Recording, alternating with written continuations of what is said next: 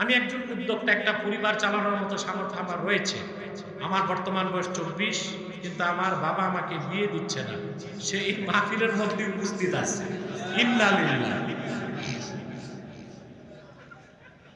বাবা যে বিয়ে দিচ্ছে না, তোমার বয়স 24 বালেগ, বাবা যদি কথা না শুনে, তোমার টাকা আছে, তুমি যে বিয়ে করে ফেলি। তার কারণ, যদি ছেলে নাবালেগ হয়, মেয়ে নাবালিগা হয়, তখন ওলির অনুমতি লাগবে, অভিভাবকের। তো 24 বছরের যুবক বাপ তারে বিয়ে দেয় না, এখন তারে তো জেনা করতে হবে। তো জেনার থেকে বাঁচার জন্য বাবারে দরকার নাই, বিয়ে করে বউ এনে মিষ্টির পুটলা নিয়ে বাবার পায়া পড়বা। যুবকরা মহা খুশি, ফতোয়া একটা পাইছে। কিছু প্রশ্ন আসছে, উত্তর দিয়ে দিব। সভাপতি কোথায়? আপনি? আমাদের হাজী মুক্তার হোসেন। উত্তর দিব না, সভাপতির একটা দায়িত্ব থাকে। আমি তো উত্তর দিয়ে চলে যাব, কোনো চান্দু আমার সামনে দাঁড়াবে না ইনশাআল্লাহ। পরে তো আবার গোলমাল হবে, এটার দায় যাবে সভাপতির ঘাড়ে। এই জন্য আমি তার একটা কি দিয়ে নিছি, অনুমতি না সম্মতি। অনুমতি আমি কারো নেই না, সম্মতি। ওয়াকফ ছাড়া মসজিদে জুমার নামাজ পড়া যাবে কিনা? জি যাবে। ওয়াকফ ছাড়া যদি মসজিদ হয়, যার জায়গা তিনি যদি অনুমতি দেন আর ইজনে আম, কমন এন্ট্রি থাকে, তাহলে ওয়াকফ ছাড়া জায়গা তো মসজিদ হলে জুমার নামাজ হতে পারে। গণতন্ত্রের মাধ্যমে কি আদৌ শরিয়া আইন বাস্তবায়ন সম্ভব? মোটেও না। পৃথিবীর কোথাও এরকম নজির নাই। খেলাফার মাধ্যমে ইসলামী রাষ্ট্র প্রতিষ্ঠিত হয় এবং হবে।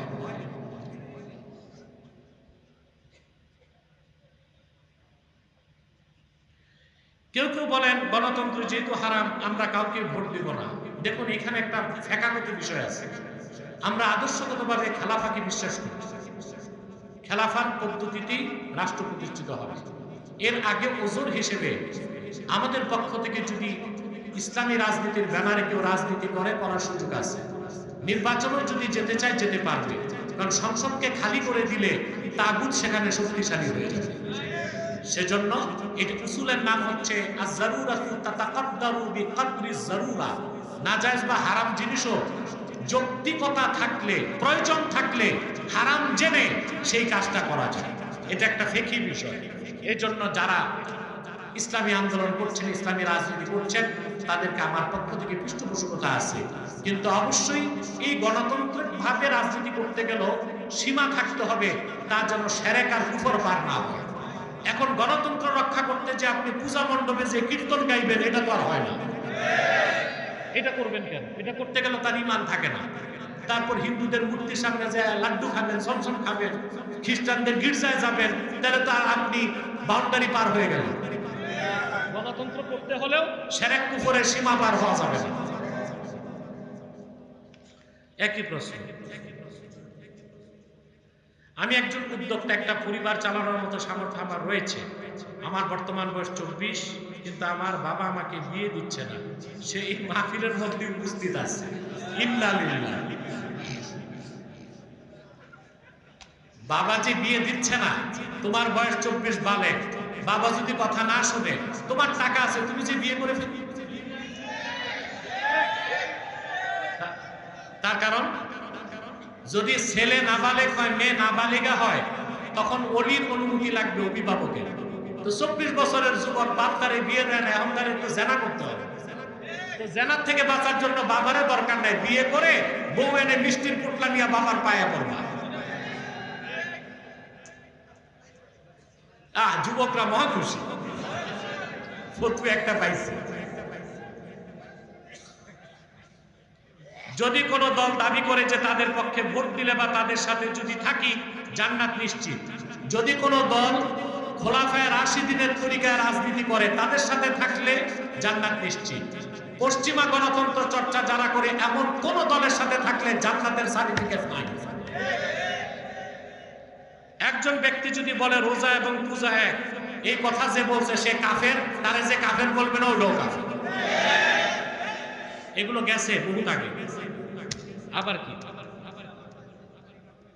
বাবা মায়ের দেখাশোনা হক আদায় না করলে দুনিয়া আখিরাতের পরিণাম কি কঠিন পরিণাম। বাবা মা, সুবহানাল্লাহ,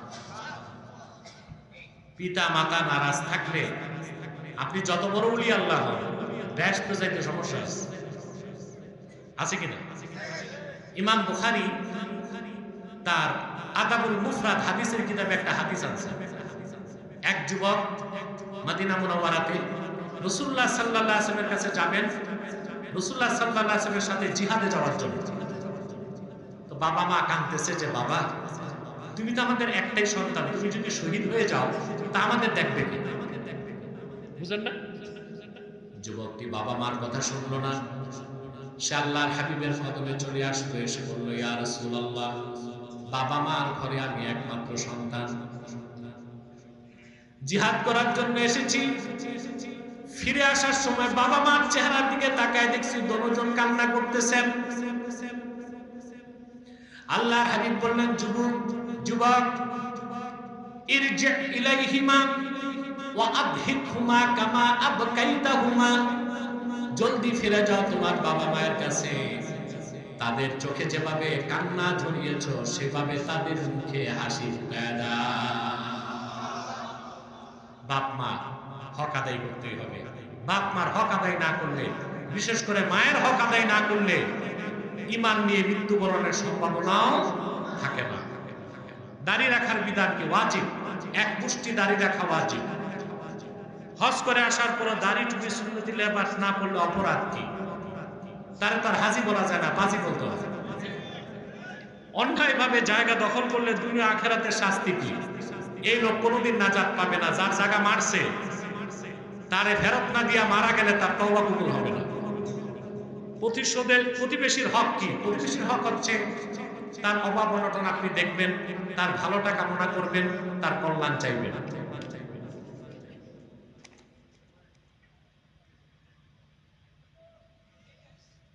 আমাদের এক এলাকার এক মোল্লা বলছে যে মিলাদুন নবী সাল্লাল্লাহু আলাইহি ওয়াসাল্লাম, যারা বলেন মিলাদুন নবী সাল্লাল্লাহু আলাইহি ওয়াসাল্লাম, প্রশ্নটা তো বুঝলাম না। দেখুন, মিলাদুন নবী সাল্লাল্লাহু আলাইহি ওয়াসাল্লাম অর্থটা কি এটা বুঝতে হবে। যিনি প্রশ্ন লিখছেন সাজায় লিখতে পারেন, আমি বুঝতে পেরেছি তার প্রশ্ন জানাটা কি। মিলাদ শব্দের অর্থ ওয়ালাদা ইয়ালিদু, ওয়ালাদা থেকে মিলাদ অর্থ জন্ম বৃত্তান্ত। অর্থ কি? জন্ম বৃত্তান্ত। এই মিলাদের অর্থ না জানলে তো মৌলবী ফতোয়া দিতে পারবে না। তো মিলাদুন নবী অর্থ কি? মিলাদুন নবী অর্থ হচ্ছে আল্লাহর হাবিব মুহাম্মদ সাল্লাল্লাহু আলাইহি ওয়াসাল্লামের জন্ম বৃত্তান্ত। এখন এখানে ঈদ শব্দ আসে কেন? ঈদে মিলাদুন নবী, ঈদ শব্দের অর্থ হচ্ছে আসরুরুল আয়েদ, যে আনন্দটা বারবার মনে জাগে তাকে বলা হয় ঈদ। কি বলা হয়? মুহররমের 10 তারিখ রোজা রাখেন? রাখেন না 10 তারিখ রোজা? আশুরার রোজা কেন? বনী ইসরাইল রোজা রাখতো, মুসা নবীকে 10 তারিখ আল্লাহ তাআলা ফেরাউনের হাত থেকে রক্ষা করছে, বনী ইসরাইলকে রক্ষা করছে। শুকরিয়া হিসেবে মুসা নবী রোজা রাখছে, বনী ইসরাইলও রাখছে। আল্লাহ হাবিব সাল্লাল্লাহু আলাইহি ওয়াসাল্লাম মদিনাতুল মুনাওয়ারাতে যাওয়ার পর সাহাবায়ে কেরামকে বললেন, তোমরা রোজা রাখো। এখন এই যে আশুরার 10 তারিখ রোজা রাখি, মুসা নবী কি প্রতি বছর একবার ফেরাউনের হাত থেকে বাঁচে? না, ঘটনা ঘটছে একবার। শুকরিয়া বারবার। প্রত্যেক সপ্তাহে জুমা আসে না? জুমার ফজিলত কেন? বলা হয়ে থাকে আদম আলাইহিস সালামকে আল্লাহ জুমার দিন সৃষ্টি করছে। আদম আলাইহিস সালামকে কি আল্লাহ প্রত্যেক জুমায় তৈরি করেন? না, একবারই করছেন। কিন্তু প্রতি সপ্তাহে জুমা আসলে সেটা মনে পড়ে, শুকরিয়া হিসেবে জুমার নামাজ পড়ি। কথা বুঝেন? তো ঈদ অর্থ হচ্ছে আসরুরুল আয়েদ, যে আনন্দটা বারবার মনে জাগে, যে ঘটনা ঘটে একবার মনে পড়ে বারে বার, মনে পড়ে যতবার আনন্দ লাগে ততবার, তাকেই বলা হয় ঈদ। আল্লাহর আখিরি নবী, নবীগণের মাথার তাজ, আমার নূর নবীজি মুহাম্মদ মুস্তাফা সাল্লাল্লাহু আলাইহি ওয়াসাল্লাম আজ থেকে ১৫০০ বছর আগে মক্কাতুল মুকাররমায় হযরত আমেনা নূরময় রেহেম থেকে তাশরিফ নিয়ে এসেছিলেন। রবিউল আউয়ালের 12 তারিখ ছিল। সেই রাতটাকে হাদিসের ভাষায় বলা হয়েছে লাইলাতু মাউলিদিল মুস্তাফা। প্রতি বছর রবিউল আউয়াল মাস আসলে ১৫০০ বছর আগে সেই শুভ মুহূর্তের কথা মনে জাগলে প্রত্যেক মুমিনের হৃদয়ে আনন্দ জাগে। সে আনন্দের প্রকাশ করার জন্য তারা যদি সিরাতুন নবী নামে কিংবা মিলাদুন নবী নামে মাহফিল করে, তাফসীর মাহফিল করে, জিকির ফিকির করে, নামাজ পড়ে, রোজা রাখে, তাবাররুক বিতরণ করে, খাস মোনাজাত করে, একেই তো বলা হয় মাহফিলে ঈদে মিলাদুন নবী। এটা পালন করলে কুফর হবে কেন? বোঝা যাচ্ছে যে মোল্লা বলছে সে আসলে ঈদ শব্দের অর্থ জানে না এবং মিলাদুন নবী শব্দের অর্থ জানে না। আল্লাহ হেদায়েত